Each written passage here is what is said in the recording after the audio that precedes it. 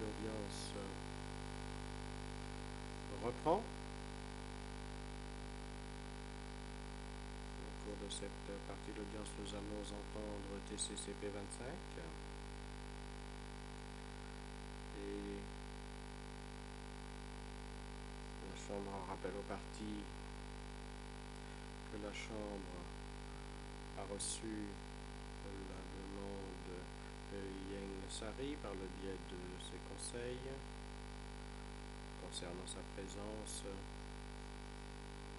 en matière d'audition des témoins des 6 parties civiles, y compris TC CP25.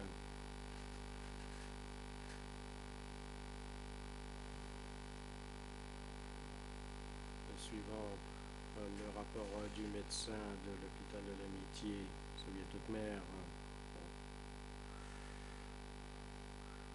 depuis le 19, il est en traitement, en soins intensifs à l'hôpital.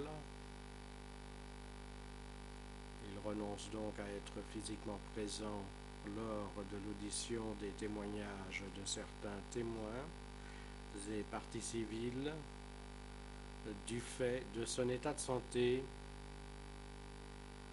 puisqu'il subit un traitement hospitalier et qu'il est physiquement et psychologiquement en mesure d'observer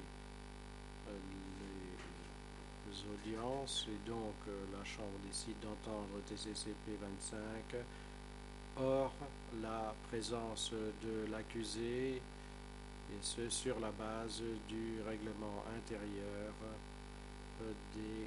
du CETC. Nous allons donc poursuivre en son absence. Huissier, veuillez inviter TC et CP 25 à venir à la barre.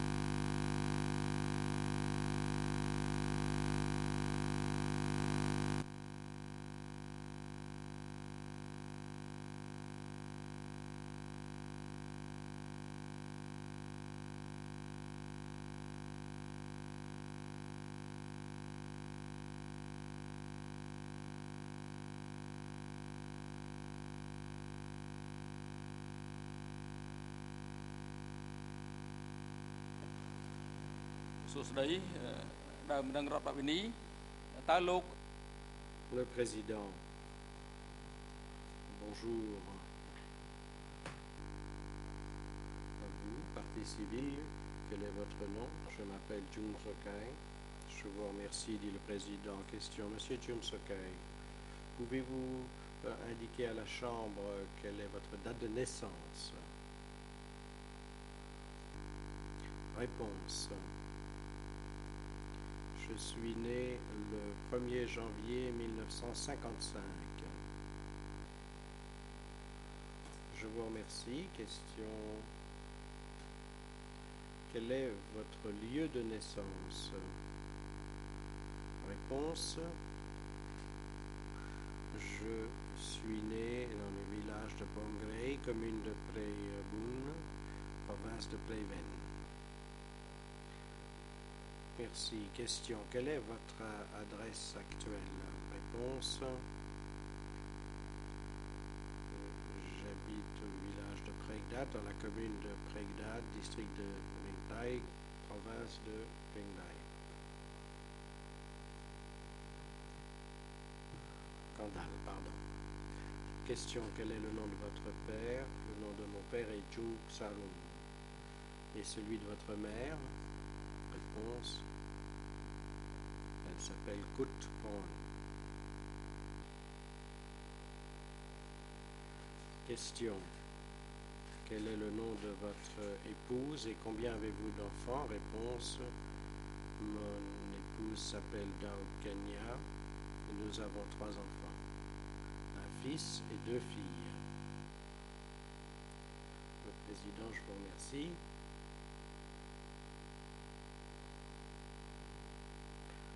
Suivant la règle 91 bis du règlement, la Chambre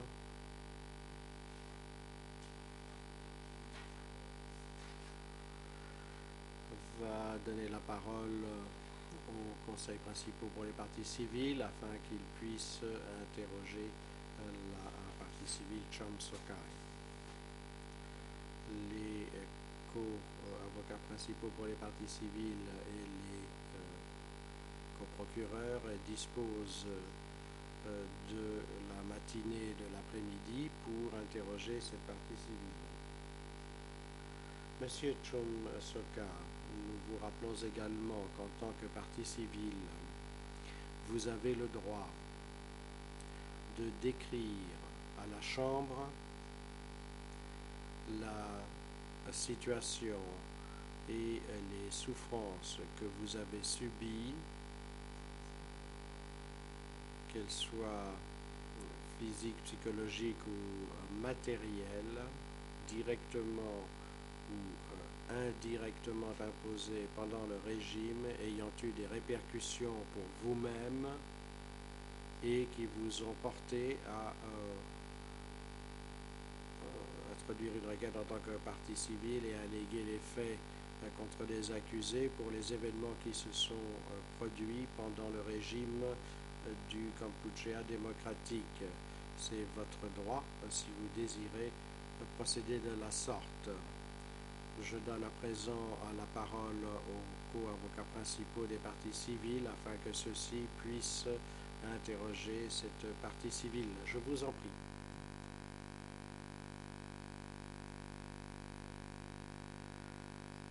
Je vous remercie, Président, Mesdames et Messieurs les juges, l'avocat des parties civiles posera les questions à cette partie civile avec votre permission, Monsieur le Président. Le Président, oui, nous vous autorisons à le faire. Disrina, bonjour Monsieur le Président. Mesdames et Messieurs les juges, bonjour à tous, bonjour Monsieur Chumsuka. J'ai quelques questions à vous poser.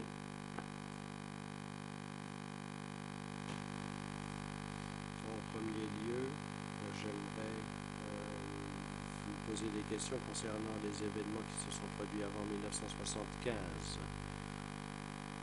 Où vous trouviez-vous avant cette date? Réponse. Avant 1975, je vivais à Ojienpong. Question. Quel âge aviez-vous à l'époque? Réponse.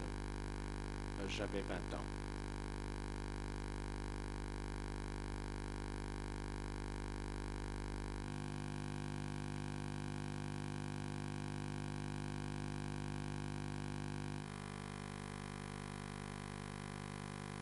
Question.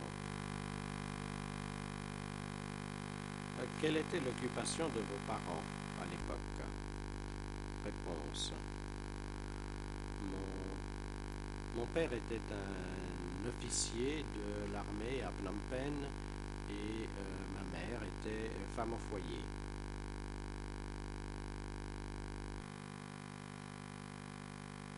Question. En ce qui concerne les événements d'avant 1975, ma question est la suivante. Avez-vous jamais entendu parler de la guerre entre les soldats de Non Nol et les forces Khmer Rouges? Et si oui,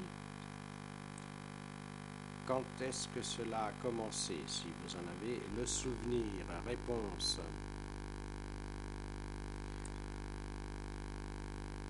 D'après mes souvenirs, ça a commencé en 1970 et ça a continué jusqu'en 1975.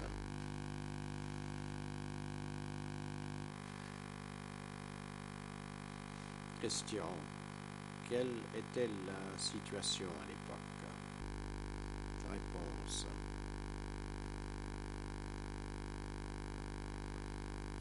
À l'époque, les soldats de l'ONOL et ceux des Khmers rouges luttaient pour contrôler les zones. Ils se battaient quotidiennement. Nous entendions des tirs, des explosions tous les jours. Nous voyions des blessés, des morts, des personnes blessées qui étaient envoyées à l'hôpital pour suivre un traitement. Question. Avez-vous souvenir du moment où les soldats Khmer rouges ont pénétré dans Phnom Penh? Réponse.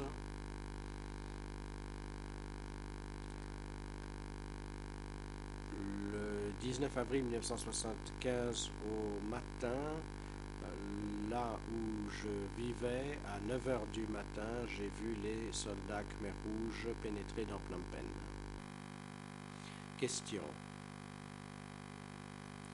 Est-ce que les soldats Khmer rouges sont entrés dans Phnom Penh venant de toutes les directions ou uniquement par là où vous habitiez? Réponse.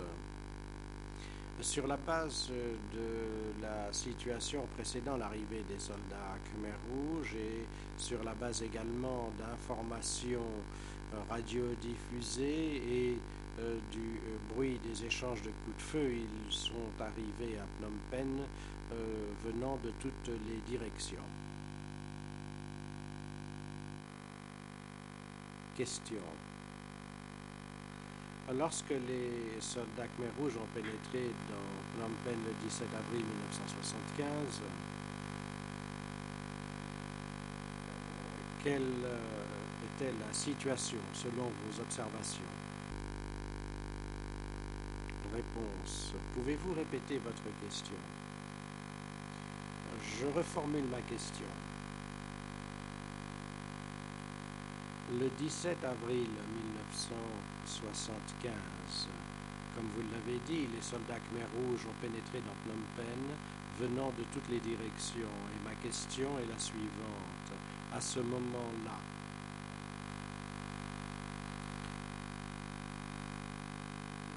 quelle était la situation selon vos propres observations? Réponse. Le 17 avril 1975, à 9 h du matin, j'ai entendu des échanges de coups de feu venant de la direction où je vivais et j'ai vu des civils qui partaient en tous sens. Certains prenaient la fuite, les autres se tenaient debout le long de la rue. La plupart se tenaient debout le long de la rue. Il y avait également les soldats de l'ONOL qui prenaient la fuite. Ils se sont débarrassés de leurs uniformes. Certains d'entre eux tenaient des drapeaux blancs le long de la route, y compris moi-même. Et à 9 h du matin, j'ai vu les soldats Khmer rouges fortement armés. Certains portant des pantalons couverts de boue, transportant de l'armement et avec un foulard attaché autour de la tête. Ils avaient également des lance-grenades et certaines grenades ont explosé autour des différentes maisons en béton. J'ai vu un peu plus tard des blindés, y compris des blindés chenillés. Question. Quels ont été les les actions des soldats Khmer Rouge, si vous vous en souvenez. Réponse. Après que les troupes soient passées devant l'endroit où je me tenais avec d'autres personnes, et certains soldats de l'ONOL s'y tenaient également, agitant des drapeaux blancs. Soldat Khmer Rouge s'est exprimé sur haut-parleur, indiquant que ce qui suit, peuple de Phnom Penh, vous pouvez faire ce que vous voulez, vaquer à vos occupations. Lanka ne poursuivra que les traîtres, les 7 traîtres, Lonol, Semeta, Jenheng et quelques autres. Ils ont fait cette annonce de long en large en utilisant des haut-parleurs le long de la voie où je me tenais.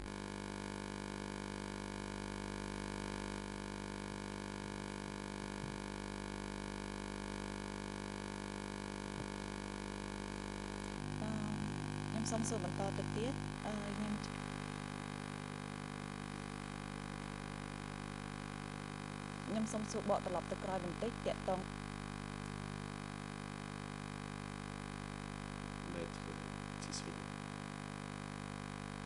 laissez-moi revenir en arrière. Parlons un peu de ces tirs d'artillerie de la part des Khmer Rouges en Phnom Penh. Y a-t-il eu des civils tués par ces tirs d'artillerie? Réponse. Avant 9 h, il y avait des tirs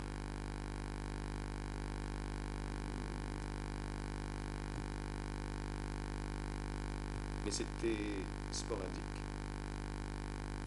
Là où j'habitais, il n'y a pas eu de mort.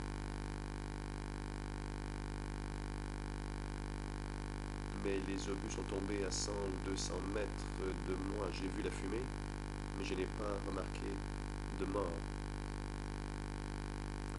À ce moment-là, je n'étais préoccupé que par ma propre sécurité. Question, que faisiez-vous quand les soldats Khmer Rouges sont arrivés?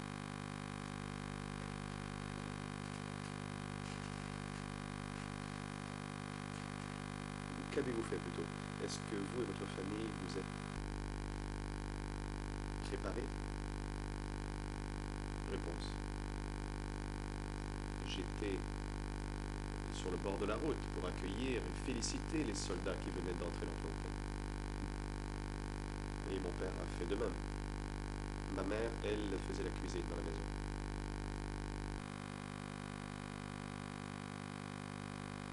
Question. Comment vous sentiez-vous? Étiez-vous heureux d'accueillir les libérateurs?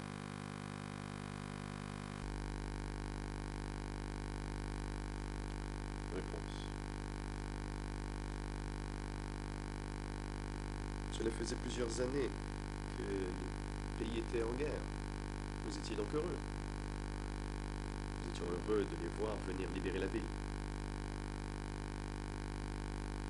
Nous étions heureux que la paix revienne et que nous n'ayons pas à vivre la guerre. Donc, nous étions là et nous agitions des drapeaux blancs pour accueillir et féliciter les soldats libérateurs. J'étais là avec d'autres civils.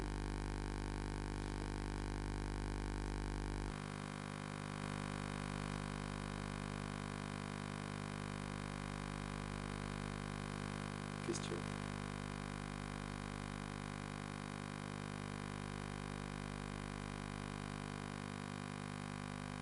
Et donc les gens accueillaient les forces de la libération. Laissez-moi reformuler ma question.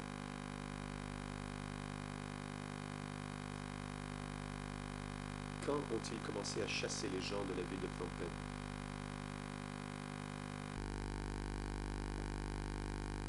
Réponse. C'était vers 15 h.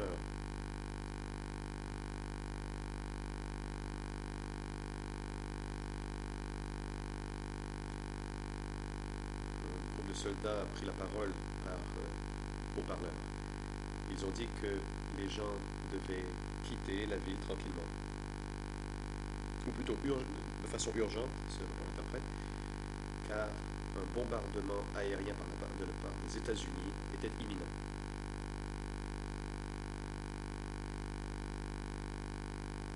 Et l'ANCAR exigeait que tous quittent Phnom Penh pendant 3 jours.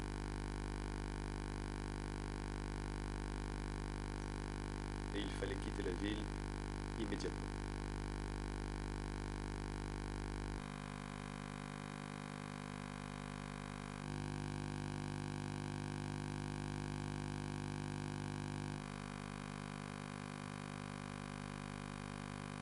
Question. Saviez-vous pourquoi les Khmers rouges ont annoncé que les résidents de Phnom Penh devaient quitter? Réponse. Comme je viens de le dire, il fallait quitter Phnom Penh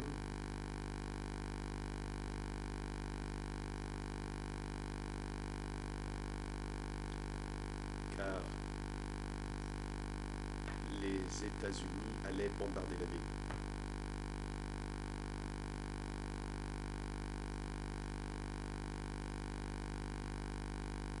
Et ils ont aussi dit qu'il demeurait des ennemis dans la ville et que l'ANCAR devait nettoyer la ville de ses ennemis. À l'époque, l'ANCAR avait utilisé le terme Nyom, c'est un terme bouddhique, et le terme Mut, qui veut dire camarade, et eux nous ont demandé de quitter la ville pendant 3 jours. Question. Et à ce moment-là, vouliez-vous quitter la ville pendant 3 jours? Réponse. C'était une situation difficile. Il n'y avait pas de destination claire. Ils ont simplement dit qu'il fallait quitter la ville. Mes parents et mes grands-parents parlaient entre eux. Ils en ont discuté et ont dit qu'il nous serait difficile de quitter si nous ne savions pas où aller. Mais nous avons décidé que nous ne pouvions pas rester, car l'ANCAR nous avait annoncé que nous devions partir. Nous avons donc dû partir. Question.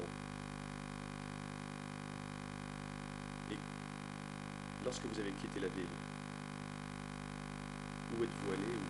Dans quelle direction êtes-vous allé? Et quelle était la situation? Réponse. Quand ma famille a quitté la maison, nous avons suivi la route nationale numéro 4. C'est la route qui mène à Pochentong. Et d'après mes souvenirs, quand nous avons quitté, c'était vers 18h30 ou 19h.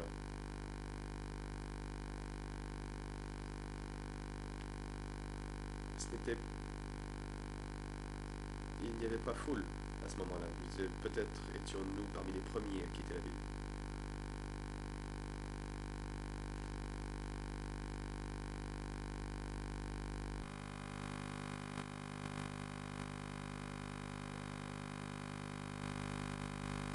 Et pouvez-vous décrire la situation sur la route? Réponse.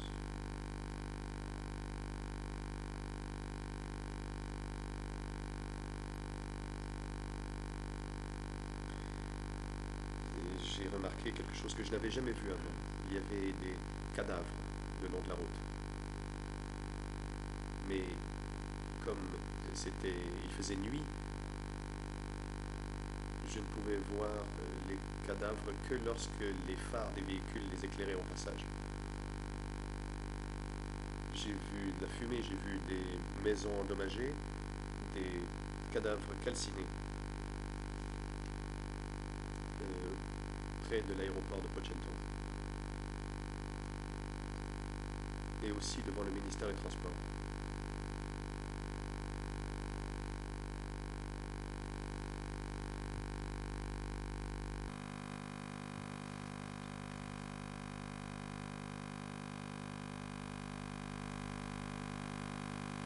Question.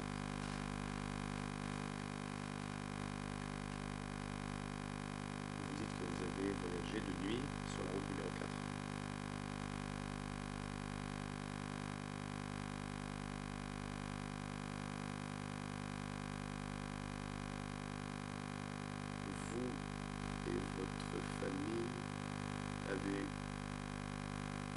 problème. Pouvez-vous nous expliquer la situation? Réponse.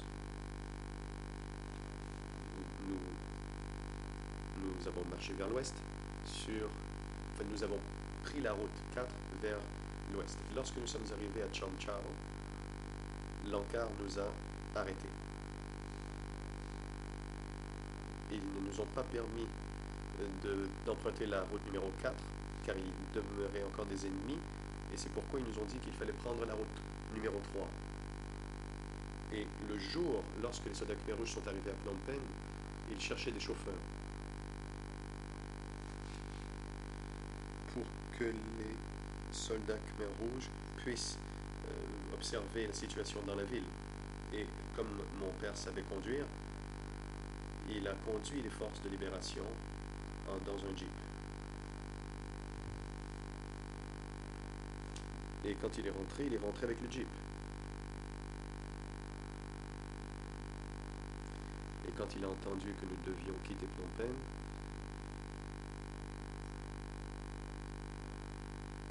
nous avons mis nos affaires dans le jeep avec mes grands-parents et nous sommes partis en jeep.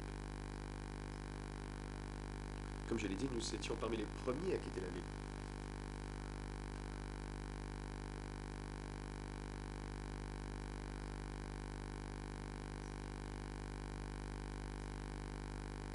Nous nous sommes arrêtés près de Seni. Nous nous sommes reposés sur le bord de la route et nous avons dormi sur une natte directement au sol.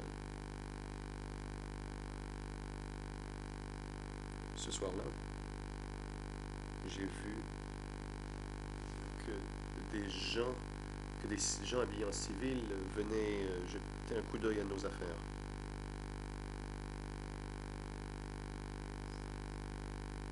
Ils ont demandé des vêtements. Ils nous ont demandé 2 ensembles de vêtements. Nous leur avons donné des vêtements. Nous ne savions pas ce qu'ils voulaient en faire. Nous avons présumé que c'était des soldats Khmer Rouge. Le lendemain matin, nous avons suivi la route 3, mais nous ne pouvions faire démarrer la voiture. Nous l'avons poussée le long de la route jusqu'à Kampong Tool. Puis nous nous sommes reposés là. Nous avons préparé un repas.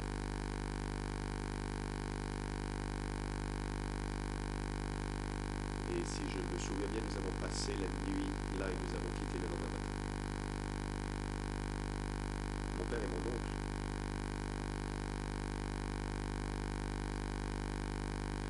se sont demandé si nous devions garder la voiture qui ne fonctionnait pas, car nous devions traverser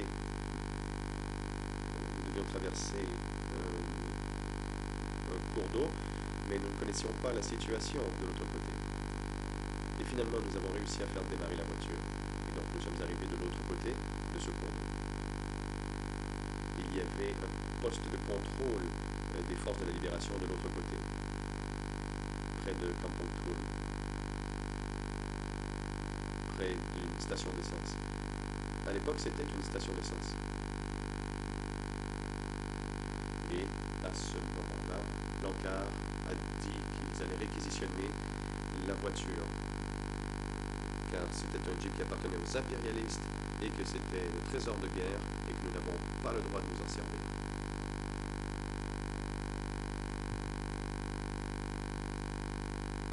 Et que nous devions continuer à pied.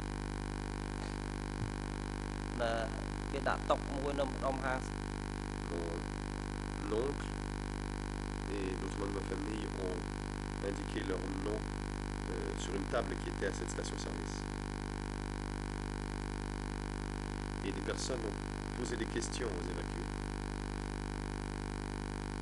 Et donc les hommes âgés de 30 ans et plus ont dû répondre à des questions et donc mon père et mon oncle, qui s'appelaient Mir, ont dû inscrire leur nom sur la liste. Quant à ma mère, moi-même, ma soeur, mon oncle et mes grands-parents avons continué avec nos bien personnel.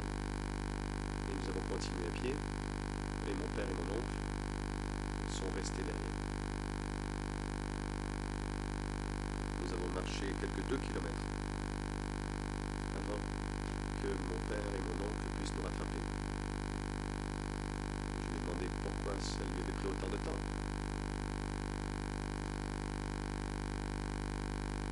Il a répondu qu'il devait en fait être arrêté et attaché. Et il avait remarqué que d'autres personnes étaient attachées et ils s'étaient enfuis. Ils avaient utilisé un fil. Et ont attaché les gens dans une ligne, les uns derrière les autres, et nous avons continué. À la station-service de Kampong Tool, ils avaient donc cette table où ils posaient des questions aux hommes et détenaient des personnes et les arrêtaient. C'est ce que mon père m'a dit lorsqu'il nous a rejoints. Finalement, nous sommes arrivés à la pagode de Angkroch et nous sommes restés à cette pagode pendant plusieurs jours. Car ma sœur cadette n'arrivait plus à marcher, elle avait les jambes enflées.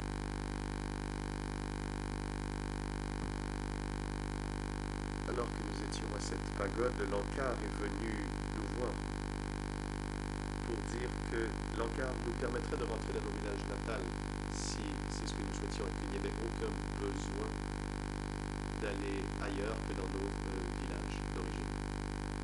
Donc le village de mon père était le village de Bongkedai dans la commune de Damraipron, district de Previn, dans la province de Previn.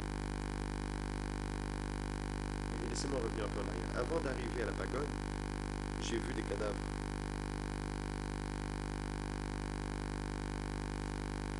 Qui étaient recouverts le long de cette route. Il est possible que c'était des patients recouverts dans de vieux matelas, de vieilles nattes et de feuilles. Le lendemain, c'était beaucoup plus chargé, il y avait foule. J'en ai conclu que les cadavres étaient ceux de ceux qui avaient quitté Phnom Penh, mais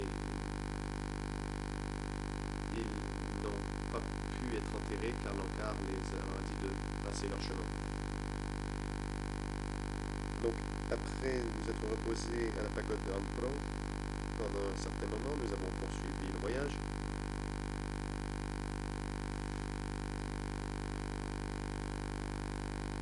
En fait, l'entrée d'Angkroch était sur la route nationale, mais cela a pris un certain temps pour se rendre jusqu'à la pagode par le chemin de fer. Puis, on nous a dit que nous devions aller à la pagode car l'encart allait distribuer du riz. Mais devait prendre, noter sur une liste nos noms et nos antécédents, et ceux qui voulaient rentrer à Phnom Penh pourraient y rentrer pour aller y travailler plus tard. Mais comme mon père connaissait la situation comme il l'avait vu à Kampong Tool, il n'a pas donné son nom. Et nous avons poursuivi notre chemin. Pour ce qui est de ma petite sœur, elle avait toujours les mêmes problèmes avec ses jambes. Donc, ma mère a échangé les bons vêtements et les bijoux pour que ma sœur soit mise sur une charrette pour qu'elle n'ait pas à marcher.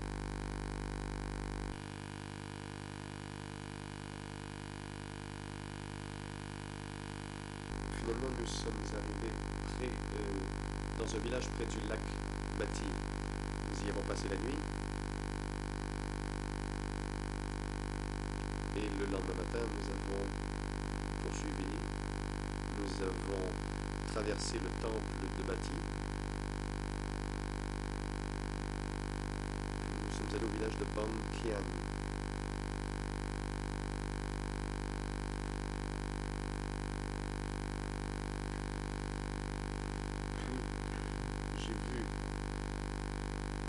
soldats de la libération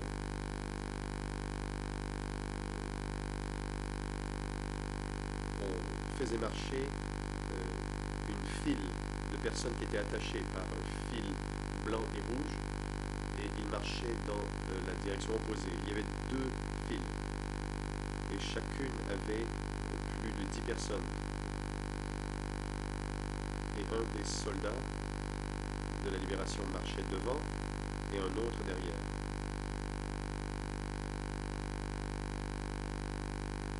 Et ces personnes étaient attachées par les pouces, d'autres avaient les bras attachés dans le dos.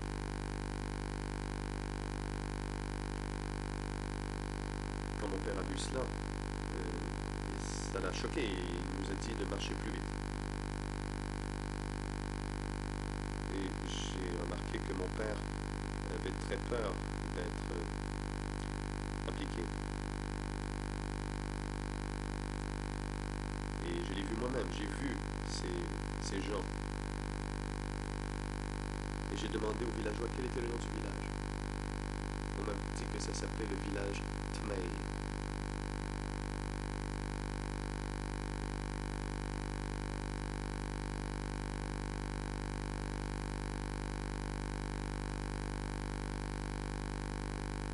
Donc, ma famille est demeurée 1 ou 2 heures à ce lac.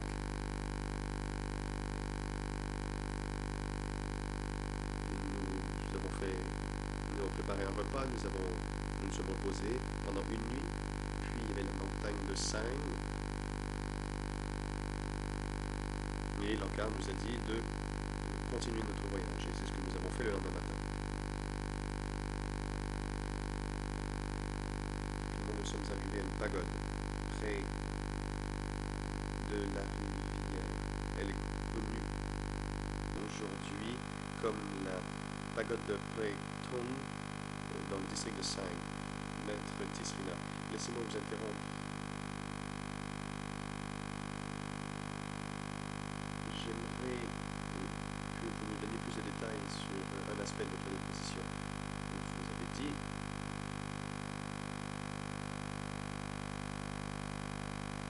qu'il a été annoncé sur haut-parleur que vous deviez quitter la ville pendant 3 jours et que vous pouviez rentrer. Est-ce vrai? Réponse. Oui. En effet, c'est ce qui a été annoncé. Question. Donc, quand votre famille et les autres personnes qui quittaient la ville pendant 3 jours, est-ce que c'était l'intention de votre famille de rentrer à Tokyo quand vous avez quitté? Réponse. En fait, mes grands-parents demandaient aux camarades, c'est le terme qu'ils ont employé à l'époque, si nous pouvions rentrer, car nous étions partis pendant plus de 3 jours.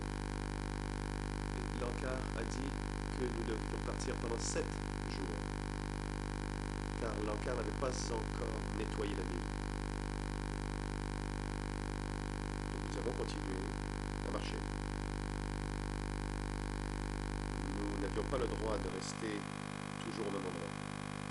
Question. Qui vous a empêché de rentrer à Phnom Penh? Vous en souvenez-vous? Était-ce des civils? De London? Qui était-il? Réponse.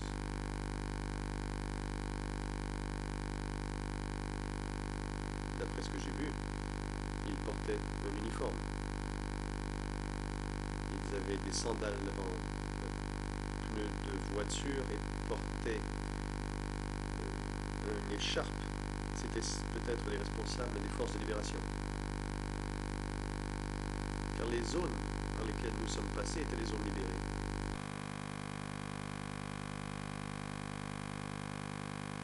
Maître Tisrina, merci.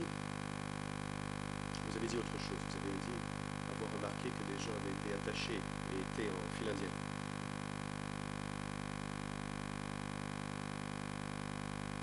Et c'est ce que votre père vous a dit.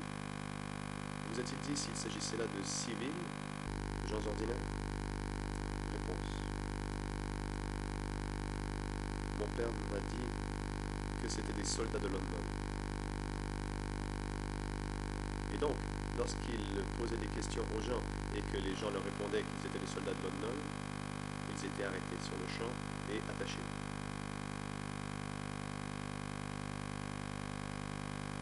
Question.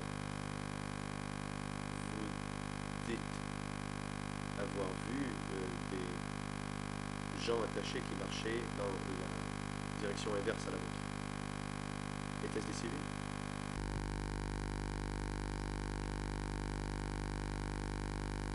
Certains d'entre eux portaient des uniformes militaires, d'autres portaient des vêtements civils,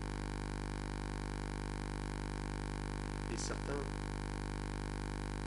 étaient en sous-vêtements.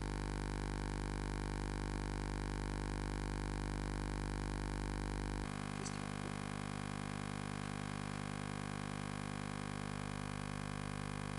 Quand vous avez vu ces gens attachés en file indienne,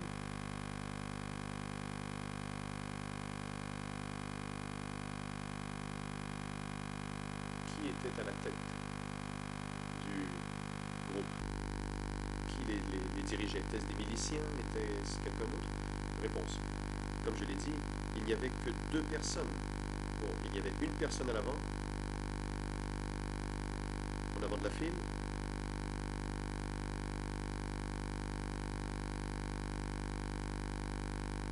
Il portait des uniformes noirs, portait des sandales en pneus et aussi avait un fusil. En fait, il n'y avait qu'une seule personne sur les deux qui avait un fusil, c'était celui qui fermait la file.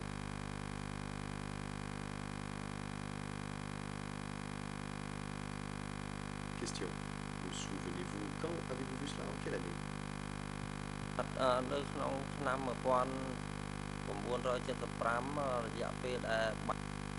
Réponse. C'était en 1975. C'était après la chute de Phnom Penh. Peut-être une quinzaine de jours après la chute de Phnom Penh. 10 à 15 jours après.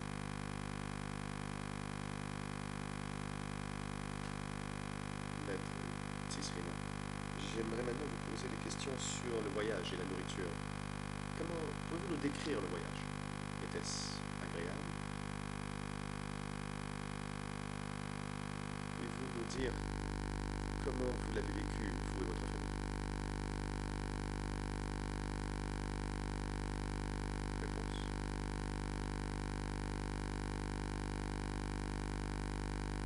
C'était très difficile pour ma famille. Surtout les aires de repos, car à chaque fois que nous nous arrêtions pour nous reposer, nous devions dormir sur le sol. Nous ne pouvions pas aller chez les gens. Nous ne pouvions que nous reposer sur le bord de la route.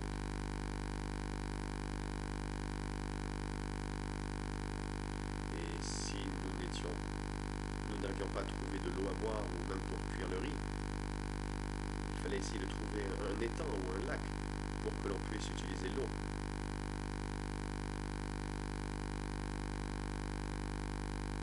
Nous pouvions transporter du riz avec nous, mais il fallait trouver de l'eau pour le cuire.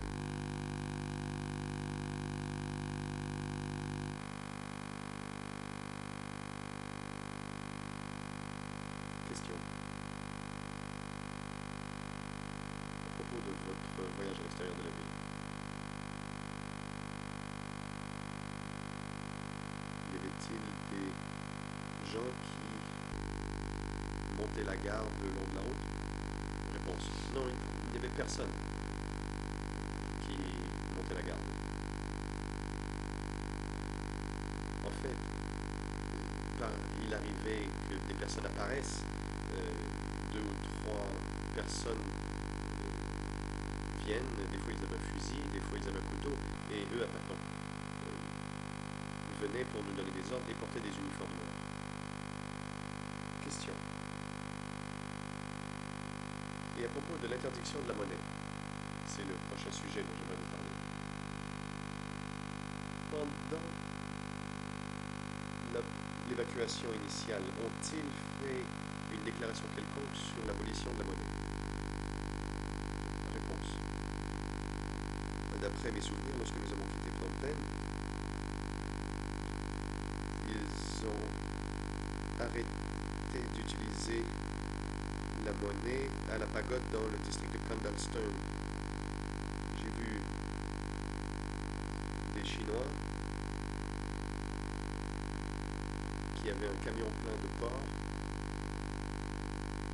et ce Chinois a vendu du porc à la pagode.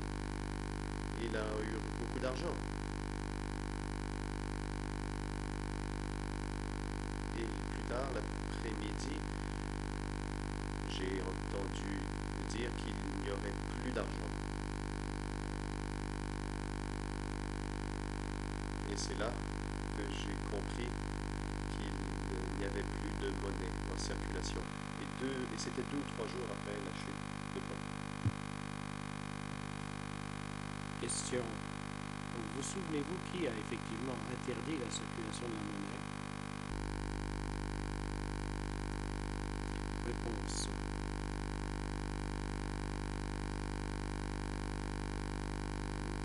Des gens de la base, des gens à qui j'ai parlé, qui portaient des uniformes et des foulards à carreaux rouges, qui ont dit que la monnaie n'avait plus cours. Quoique, si on voulait acheter quelque chose, on ne pourrait plus échanger des produits contre de l'argent. Et question, et que ressentaient les gens à ce moment-là? Réponse. À Watslang, nous avons observé qu'il y avait beaucoup de gens, des gens qui ne s'exprimaient pas beaucoup, ils chuchotaient les uns aux autres concernant la suppression de la monnaie, mais personne ne s'exprimait à voix haute. Question. Vous avez parlé de la pagode de Sling. Où est-ce qu'elle se trouve? Réponse. La pagode de Sling est dans le district de Candlestone. Je ne sais pas exactement où.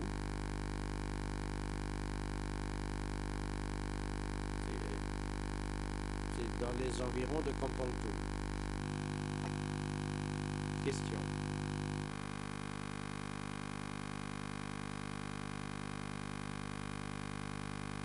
Pour revenir à votre périple, vous étiez à pied sur la route.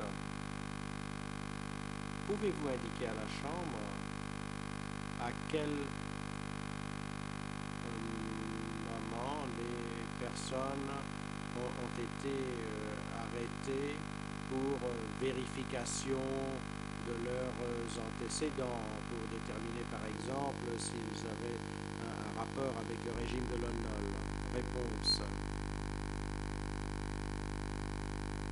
Comme je l'ai dit, nous avons été arrêtés pour vérification lorsque nous avons atteint le site de Kompontu. Mon père avait été mis au courant de cela à l'avance et c'est pourquoi il s'est enfui avant la vérification. Il savait que s'il ne s'enfuyait pas, il serait arrêté. Une fois que on aurait appris quels étaient ses antécédents. Ensuite, nous sommes allés au village de Bongnay et des vérifications ont également eu lieu là-bas, et à ce moment-là, les activités de mon père ont été révélées. Donc 10 jours après avoir atteint le village, le cousin de mon frère et ses amis avaient déjà été emmenés pour suivre des séances d'études. Question.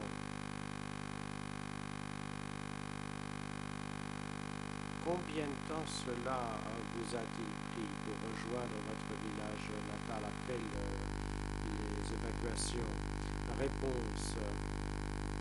De Phnom Penh à mon village natal, y compris les périodes de repos et les problèmes rencontrés, il nous a fallu à peu près un mois. Au début,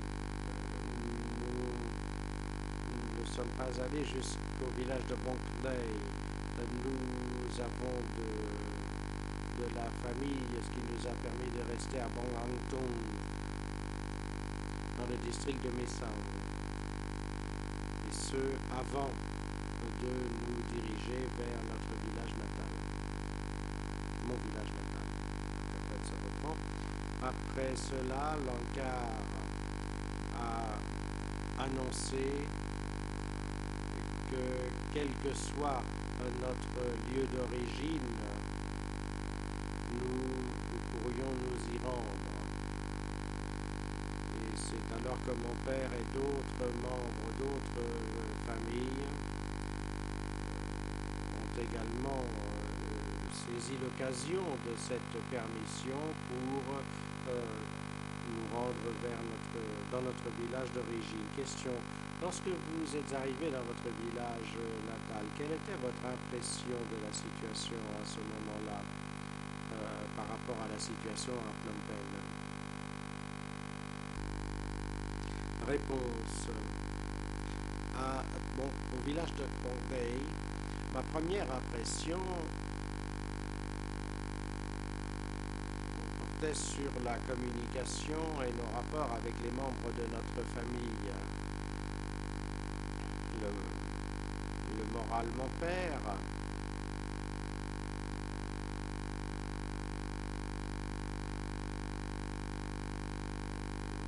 parlait, mon père était aimé de tout le monde dans le village auparavant. Or, lorsque je suis arrivé au village, à ce moment-là, un de mes oncles, qui aimait beaucoup mon père antérieurement, est venu voir mon père, lui a tapé sur l'épaule, lui a demandé comment il se portait. Il n'aurait jamais fait cela. Normalement, il aurait dû en fait lui montrer du respect en joignant les mains en signe de respect. Et cette fois-là, il a simplement posé cette question à mon père et ça a été tout. Et les autres ne manifestaient plus d'affection ni ne semblaient contents de voir mon père. Donc tout le monde était plutôt réservé, taciturne. Question. Lorsque vous êtes arrivé dans votre village natal, comment est-ce que votre hébergement s'est-il organisé? Est-ce que vous avez dû chercher un logement ou est-ce que tout cela avait été préparé? Réponse. Au début, mon père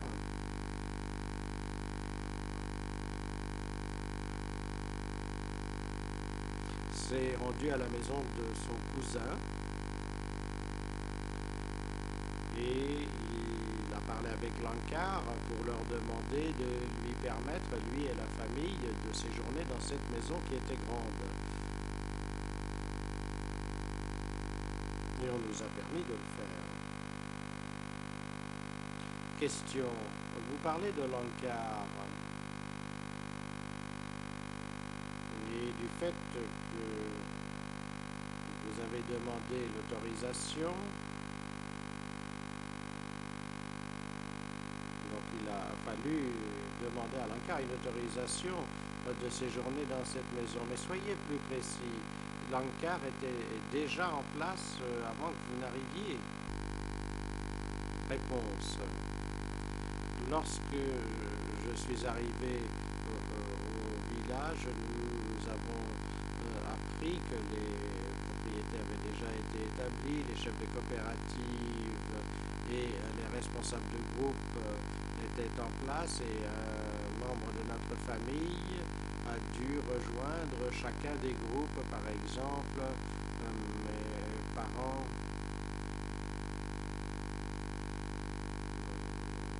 auraient dû vivre dans un groupe séparé du mien.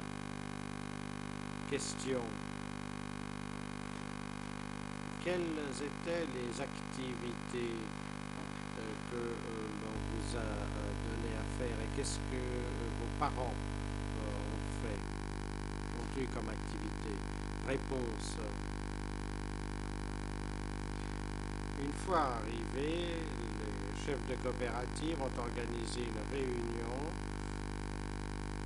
à laquelle ont participé tous les évacués et c'est là que l'on nous a donné des instructions sur la manière de travailler, creuser les canaux. Ma mère en fait a dû travailler ailleurs. Mon grand-père a eu pour tâche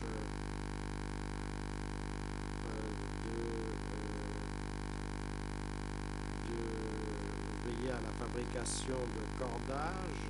Mon neveu récolte de gousses de vache. Donc tout le monde avait une tâche différente qui lui était assignée.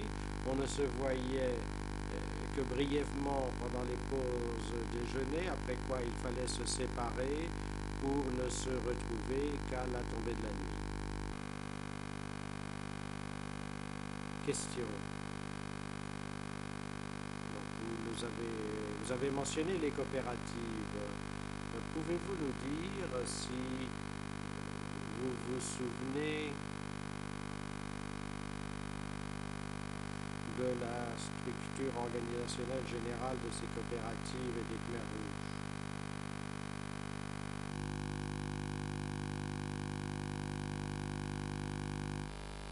Le président. Je vous en prie, maître, excusez-moi de vous interrompre, dit le Conseil pour la Défense. Ceci s'accorde avec l'intervention de vendredi, mon intervention de vendredi. Nous aimerions avoir des précisions. Si j'ai bien compris, les sites où les crimes allégués auraient été commis sont fondés sur deux mouvements de population spécifiques et deux centres de sécurité précis.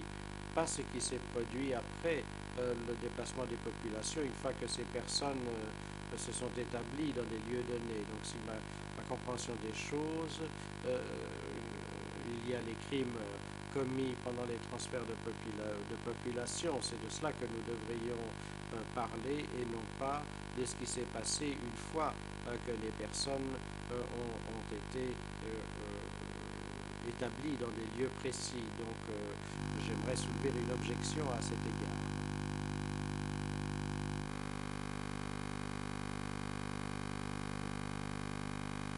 Maître Distrina, Monsieur le Président, avec votre permission, j'aimerais pouvoir répondre à cette objection faite par l'avocat de la défense.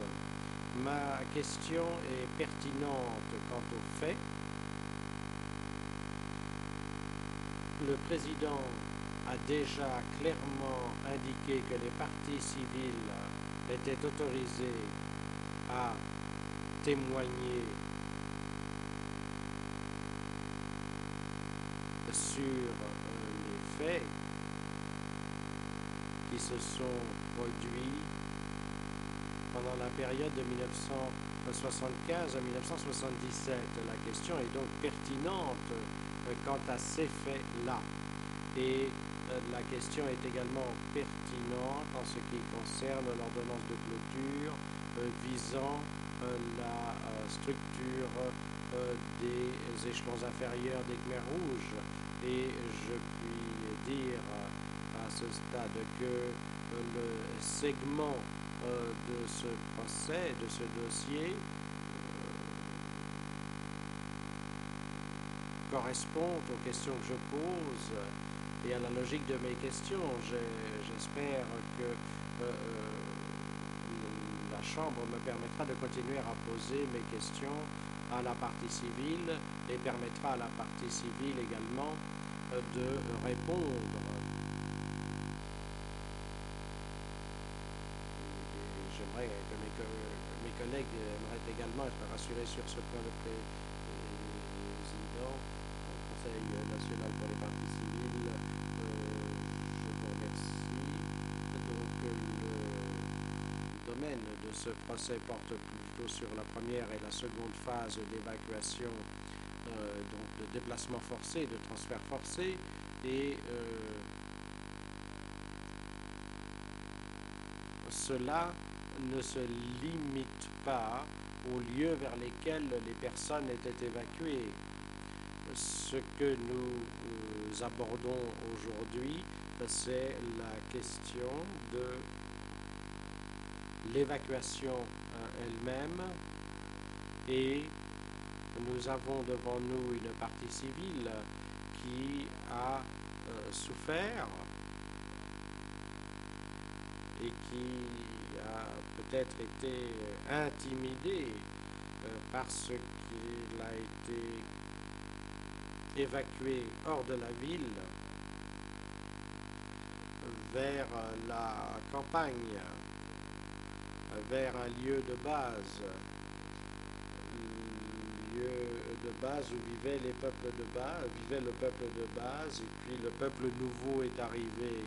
Et donc ces faits participent des souvenirs de la partie civile, et c'est à lui d'en témoigner. Conseil pour la défense de l'UNCHR, vous pouvez continuer. Merci, Monsieur le Président.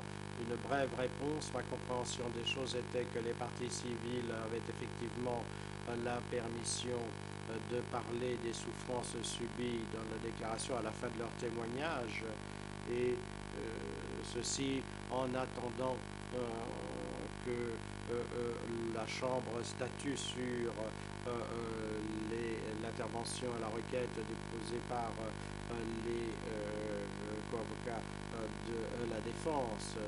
C'est ce qui me semblait être le cas ce matin, mais cependant, suivant la ligne d'interrogatoire des parties civiles, il me semble que ça devrait se limiter au crime commis. Il me semble qu'il y en a trois. Le premier mouvement de population, le deuxième mouvement de population et le centre de sécurité qui a été récemment ajouté. Donc il est clair que le témoignage de cette partie civile entre dans ce premier domaine, l'évacuation de Phnom Penh au début. Or maintenant nous avons dépassé ce stade, nous sommes arrivés en fait à une base où la partie civile est arrivée à destination à la fin de l'évacuation, et donc la pertinence disparaît à ce stade. En ce qui concerne l'interrogatoire, bien entendu, à la fin, suivant la décision, lorsque cette partie civile pourra parler des souffrances subies, alors il pourra effectivement s'exprimer selon ce qui a été décidé ce matin. Voilà notre position. Donc nous sommes en train d'entendre des témoins sur les faits de crime allégués, et nous devons les interroger sur cette base. Cette partie civile n'a pas été appelée à la barre pour témoigner sur les structures administratives, les structures de communication, les structures militaires. Cet individu, cette partie civile a été appelée à témoigner sur l'évacuation de Phnom Penh. Donc, encore une fois, pour que les choses soient claires, nous considérons que c'est là la limite de la pertinence de son témoignage.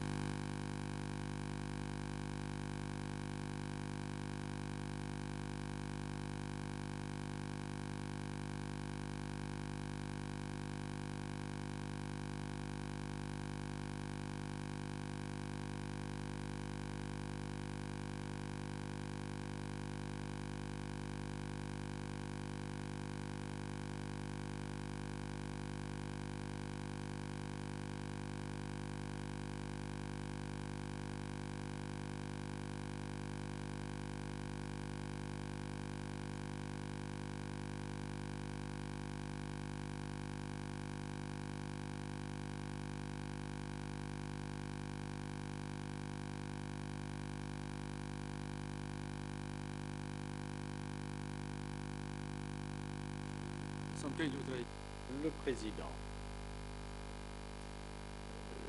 J'aimerais à présent donner la parole à Madame le juge Cartwright.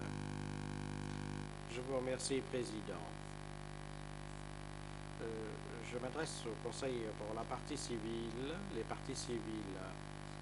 La Chambre statue comme suit que le cadrage principal de toute information obtenue des parties civiles ou de tout témoin par ailleurs doit porter sur le dossier 002/01. S'il y a d'autres informations contextuelles, celles-ci doivent être limitées au minimum absolu et nous allons vous demander de reformuler vos questions à la partie civile en regard de cette décision. Je vous remercie.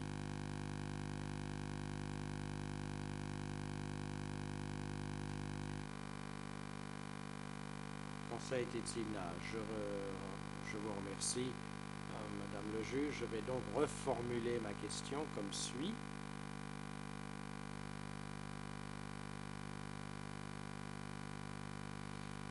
Monsieur Chumsoka,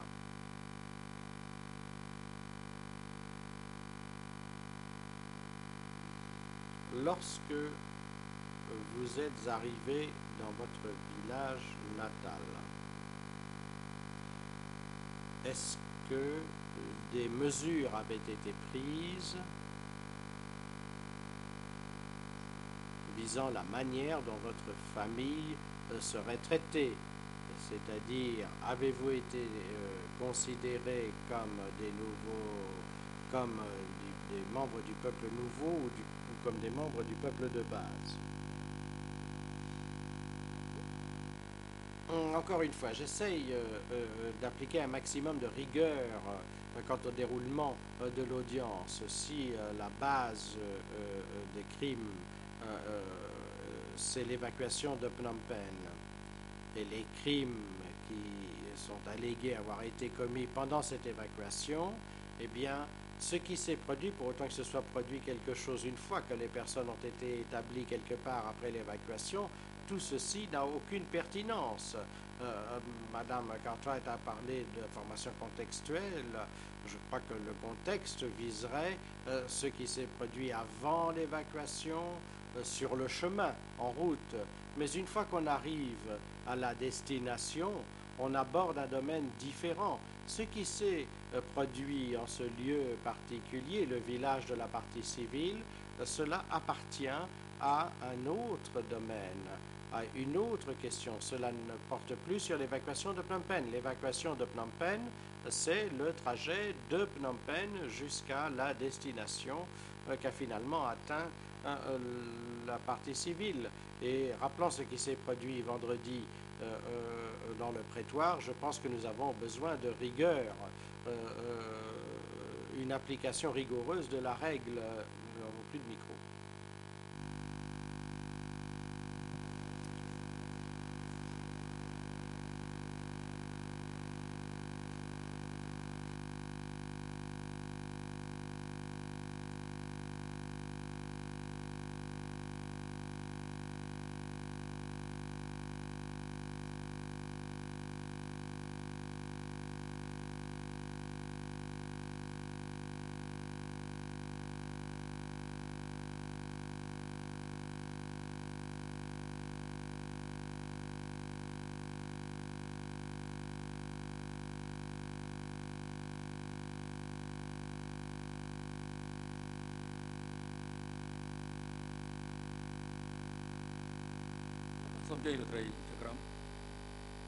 Le président. Madame Cartwright, vous pouvez vous exprimer. Donc, maître, nous vous avons coupé la parole parce que la Chambre a parfaitement compris votre argument. Il n'est pas nécessaire de le répéter ou de le développer. Je tiens simplement à rappeler au Conseil pour les parties civiles que vous devez vous concentrer exclusivement sur les faits appartenant au dossier 002/001. Toute autre information se situant hors de cette base des faits doit être limité au minimum absolu. Nous ne jugeons que des faits dans ce dossier actuellement. Assurez-vous donc que votre partie civile, répondant à vos questions, ne débordera pas de ce cadre. Est-ce que mon explication est claire? ខ្ញុំសូមធ្វើការបញ្ជាក់ជាមួយនឹង Maître Tisrina. Madame le juge, puis-je vous demander de préciser cela, s'il vous plaît? Mon point de vue concernant les faits en question,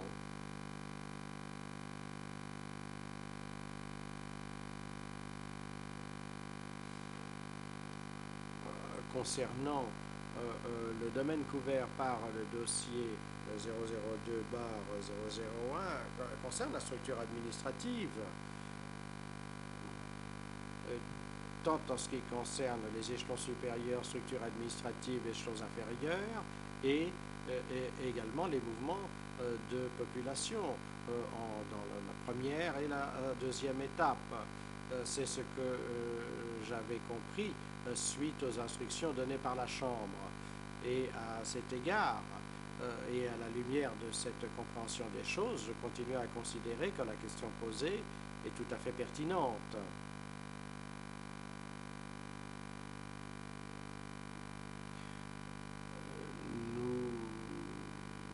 Nous pouvons poser la question suivante. Si l'évacuation n'avait pas eu lieu, il n'aurait pas dû se déplacer pour rejoindre son village natal. Donc, je reste persuadé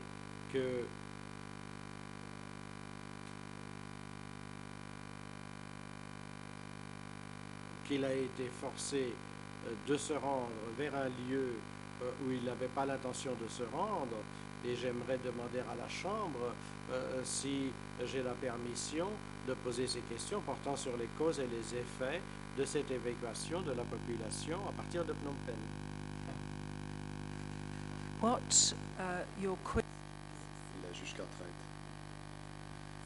vos questions semblent mener à ce qui s'est passé à cette partie civile après l'évacuation de Phnom Penh.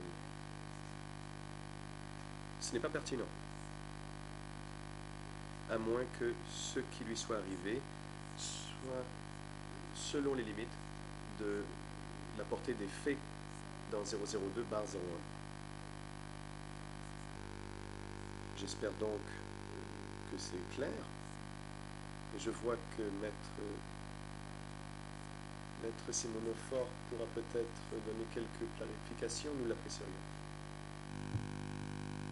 Oui, je vous remercie, Madame le juge. Je pense que ce que veut dire ma consoeur, c'est qu'à partir du moment où nous examinons le transfert forcé 1 et le transfert forcé 2, il est impossible de ne pas regarder ce qui s'est passé un peu entre les deux transferts, puisque le transfert 2 est nécessairement lié d'abord au transfert 1, mais aussi à la période intermédiaire.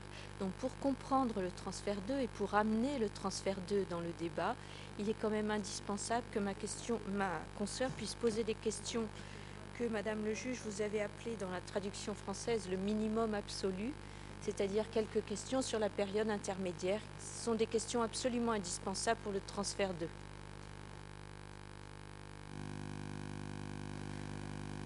If I could...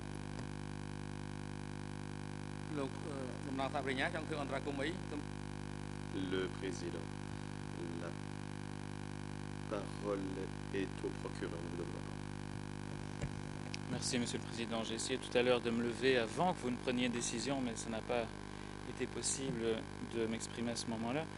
Je voudrais simplement ajouter un élément parce qu'il me semble que la défense de Nunchia limite volontairement et de manière trop restrictive le champ de ce procès.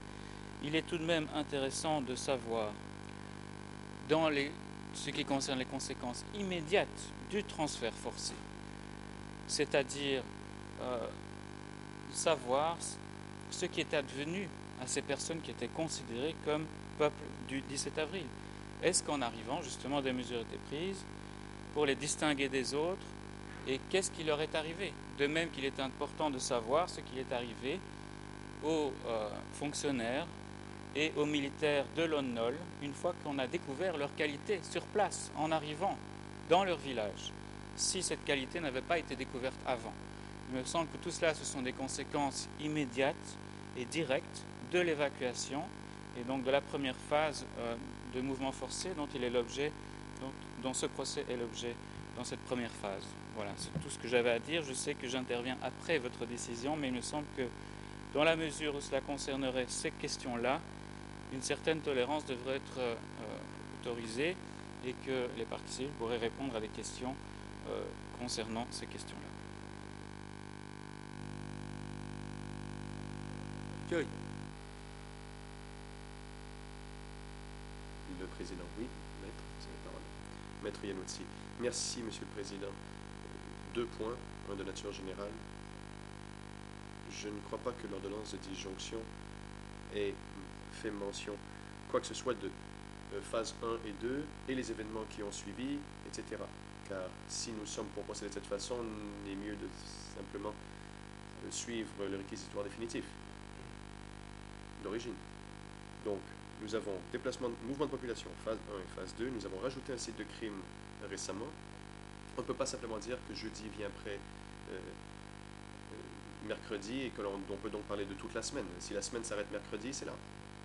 Voilà mon point de nature générale. Maintenant, un peu plus pointu, pour répondre à ce que ma consoeur des parties civiles et établir le lien entre les mouvements de population, je l'accepterai si les faits le permettaient de tirer cette conclusion. Mais toute personne ayant lu la déclaration de partie civile, cette personne-là, tout le monde sait que cette partie civile est arrivée dans un village et y est restée. Et d'après sa déclaration, elle est restée jusqu'à la fin de 1978. J'accepte donc qu'en théorie, le lien puisse exister si les conseils de la partie civile peuvent faire un lien avec le deuxième mouvement de population. C'est tout à fait aucun problème, je n'ai aucune objection. Mais d'après la déposition fait le procès verbal, il n'y a pas de lien factuel entre le deuxième mouvement de population et c'est pourquoi je m'oppose, c'est le fondement de mon objection. Donc je regrette de m'avoir répété, Madame la juge Cartwright, mais je pense qu'il faut quand même un peu de précision sur la façon dont nous allons aller demain.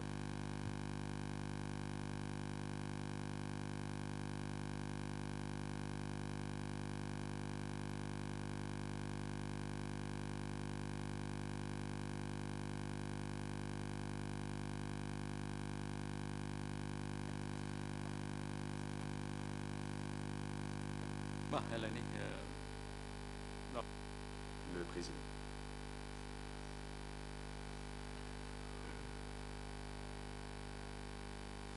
Il s'agit d'un bon moment pour la pause déjeuner. Nous allons donc suspendre les débats jusqu'à 13h30. Huissier d'audience, veuillez assurer le confort de la partie civile pendant la pause déjeuner, vous assurez qu'il soit de retour au prétoire avant 13h30. La parole est à la défense. Maître Iannuzzi. Monsieur le Président, le dernier point, c'est la demande habituelle. Nuoncia, en effet, souffre de mal de tête, mal de dos et d'un manque généralisé de concentration. Et pour ces 3 raisons, aimerait pouvoir se retirer de la cellule de tension temporaire du tribunal pour l'après-midi. Merci.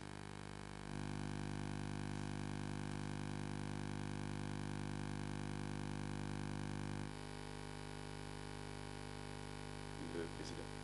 Merci, Maître. La Chambre est saisie d'une demande de Nuoncia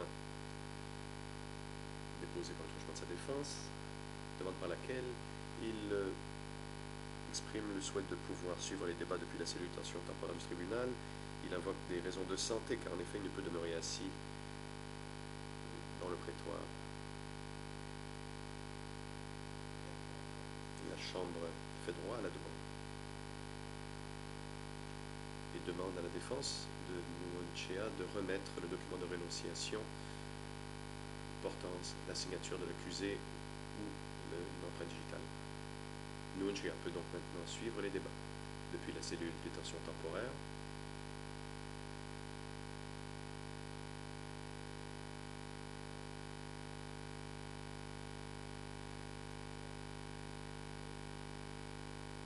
Chambre je mets dans les services techniques.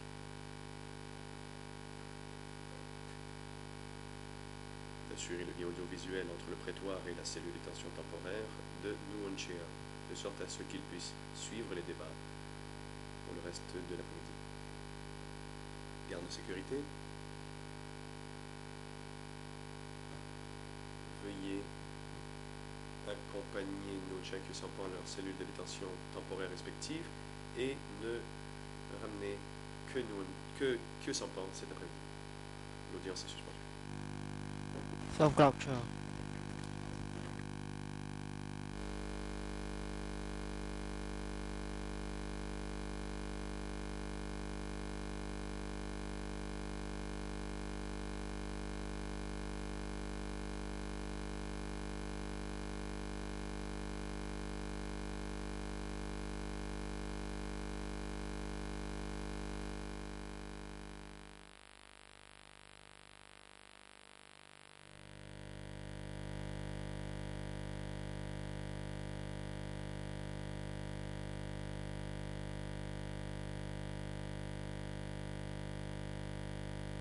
ដែលស្ថិតនៅក្នុងសំណុំរឿង001និងសំណុំរឿង002ប្រើពេលត្រឹមតែ4ខែប៉ុណ្ណោះថវិកាដែលបានចំណាយគឺមានចំនួនតិចជាងបើប្រៀបធៀបទៅតុលាការព្រហ្មទណ្ឌអន្តរជាតិដទៃទៀតអ្វីដែលគួរឲ្យភ្ញាក់ផ្អើលគឺថាអ្នកកាសែតជាតិនិងអន្តរជាតិចំនួនជិត400នាក់បានមកគ្របដណ្ដប់ព្រឹត្តិការណ៍នៅថ្ងៃប្រកាសសាលក្រមកាត់ទោសលោកកាំងយីវហៅដូចនៃសំណុំរឿង001នាថ្ងៃទី26ខែកក្កដាឆ្នាំ2010វិទ្យុជាច្រើននិងទូរទស្សន៍ទាំងអស់ក្នុងស្រុកបានផ្សាយបន្តផ្ទាល់ព្រឹត្តិការណ៍ជាប្រវត្តិសាស្ត្រនេះការផ្សាយបន្តផ្ទាល់តាមរយៈអ៊ីនធឺណិតការផ្សាយបន្តផ្ទាល់របស់ទូរទស្សន៍អន្តរជាតិធំបានធ្វើឲ្យប្រជាពលរដ្ឋរាប់លានអ្នកក្នុងពិភពលោកបានដឹងបានឮពីការកាត់ក្តីនៃរបបប្រល័យពូជសាសន៍មួយនៅកម្ពុជាសាក្រមកាត់ទោសដូចត្រូវបានទទួលស្គាល់និងស្វាគមន៍ពីសំណាក់មតិជាតិនិងអន្តរជាតិរាជរដ្ឋាភិបាលកម្ពុជាក៏បានទទួលស្គាល់សាក្រមនេះហើយសម្ដេចអគ្គមហាសេនាបតីតេជោហ៊ុនសែននាយករដ្ឋមន្ត្រីនៃប្រជាជាតិកម្ពុជាបានមានប្រសាសន៍